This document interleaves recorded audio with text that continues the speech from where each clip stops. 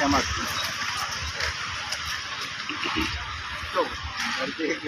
आधार card रखा रहता ना। अच्छा।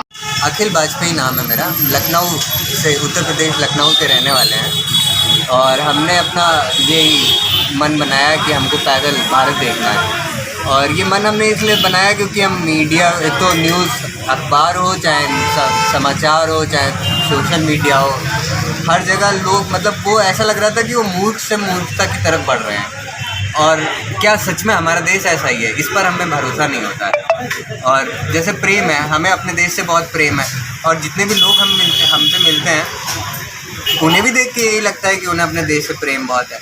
तो ये जो मीडिया में खबरें आ रही हैं कि लोग मारकाट कर रहे हैं, देश ख़राब है, देश ख़राब होता जा रहा है, लोगों को डर लग रहा है, ये इस बात पे हमें भरोसा नहीं हो रहा है। लेकिन इसका जवाब हम अपने फुल कॉन्फिडेंस से तो दे नहीं सकते हैं जब तक हमें कुछ पता नहीं है। हमने खाली किताबें पढ़ी हैं, किताबें पढ़ के ज्ञान भले हो जाए लेकिन अनुभव तो होता नहीं है। तो हम अपने भारत को देखने निकले, भारत क्या है, देश क्या है, हम सब भाई हैं या नहीं है, ये मेरा उद्देश्य है। अब तक आप कितने राज्य का सफ़र कर चुके? अब तक राज्य हम देखिए, हम वेस्ट बंगाल और सिक्किम, अरुणाचल प्रदेश, मेघालय, असम, ये 5 राज्य हमने पहले अलग से किए। उसके बाद फिर हमने अयोध्या से बिहार से अयोध्या, मतलब उत्तर प्रदेश से बिहार से फिर मध्य प्रदेश, ये तीसरा है। और उधर 4-5 राज्य हैं, 8 राज्य टोटल हम जा चुके हैं, पैदल चल चुके हैं। और आगे मेरी कोशिश रहेगी हम सारे राज्य करें पैदल।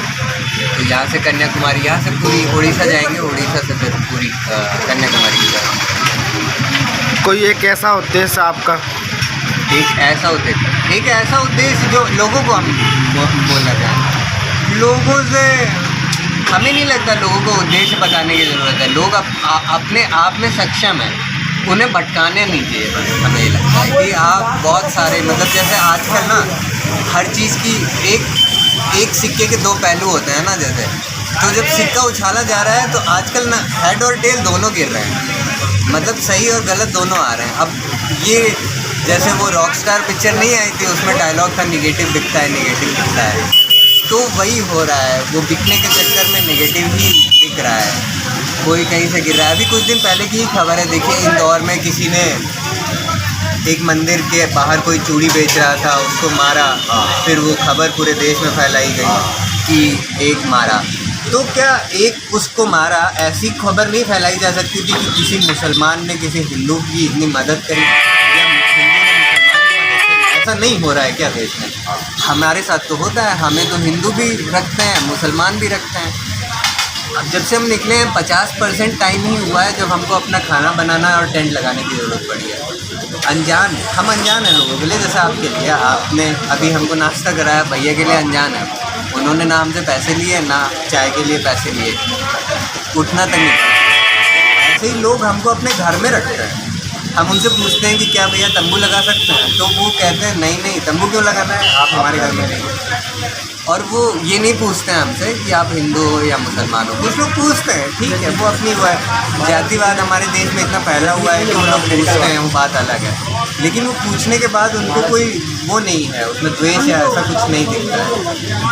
और मध्य प्रदेश के लोगों में लेकिन एक चीज़ बहुत बढ़िया दिखी हमको, भक्ति जो उनके अंदर प्रेम है, मतलब हमें प्रेम ज़्यादा है। मध्य प्रदेश के लोगों से मिल के लगता है कि ये यहाँ से प्रेम भरा हुआ है इनके अंदर। लेकिन हमें अब जैसे 23 दिन हो गए हमको, 23वां दिन है आज मेरा, तो अब हमें लग रहा है कि ये जो प्रेम है ये भक्ति से आ रहा है मध्य प्रदेश में। क्योंकि अभी आप भारत का भ्रमण किए हैं जी, सबसे खास क्या देखने को मिली आपको?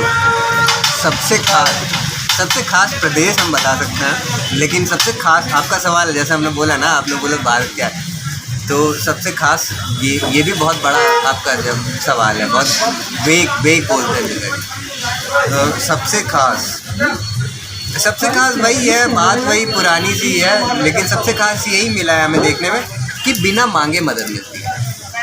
हमने आज तक कभी नहीं मांगा, हमको चाहे जितनी भी भूख लगी हो या प्यास लगी हो या चाय पीने का मन हो, पैसे रहते हैं मेरी जेब में, मेरे पास गैस चूल्हा भी सब है, लेकिन हमें कभी मांगने की ज़रूरत नहीं पड़ी कि भैया हमें क्या पानी मिलेगा, या भैया क्या रह सकते हैं क्या, भैया यार भूख लगी है कुछ खाने को नहीं है, ऐसा कभी नहीं है। हम ज़रूरत वैसे नहीं पड़ी, लेकिन फिर भी हमने कभी मांगा नहीं और अपनी तरफ से मिलता है। हमारे देश की खास बात हमें लगता है अभी तक तो हमें यही मिली है कि हमारे देश में आपको कुछ चाहिए तो आपको मांगने की ज़रूरत नहीं पड़ेगी, मिल जाएगा। आप जिन उद्देश्यों को लेकर के चले हैं, क्या संदेश देना चाहेंगे देश प्रदेशवासियों को? संदेश भैया, हम संदेश देने के लिए बहुत छोटे आदमी हैं। संदेश, हम तो अपने देश को समझ रहे हैं और हमें लगता है कि जो भी लोग अभी जल्दीबाजी में कोई भी निर्णय ले लेते हैं देश को लेके, कुछ का है कि हम हित में कर रहे हैं, कुछ कहते हैं कि नहीं वो हित में नहीं कर रहे हैं। हमें उनसे कहना, जो भी युवा पीढ़ी है 35 से ऊपर वालों से, हम माफ़ कीजिएगा, हम उम्मीद छोड़ देते हैं।